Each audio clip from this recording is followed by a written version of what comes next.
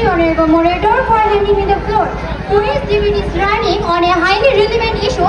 Social media makes us students inattentive to study.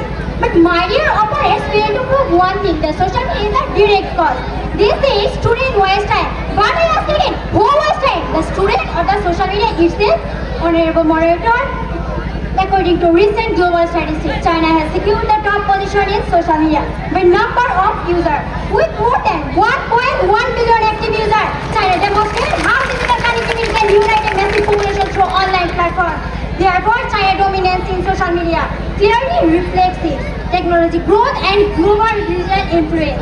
Social media helps students learn faster. It gives access to ultimate knowledge. So, can something become harmful? No, never!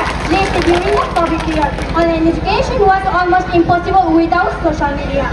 Facebook Live classes, Zoom link sharing, Telegram notes help students continue their study.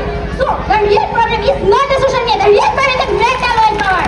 Back in 2006, Salman Khan created a learning platform through just a YouTube tutorial, which now helps millions of students worldwide. Honorable Moderator, the opposition really more on emotion.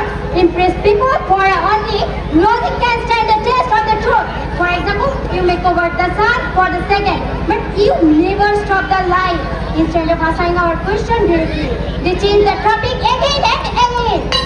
Honorable Moderator, when factor missing, emotion becomes the final decision. Oh, student became inattentive, student became wasting time, but I understand, no student, you are wasting your own time like loser. Or in debate paper does not belong to emotion.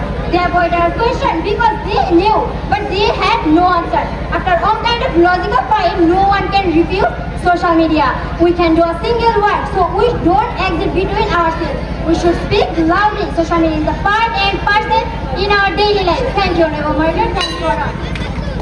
Thanks a lot.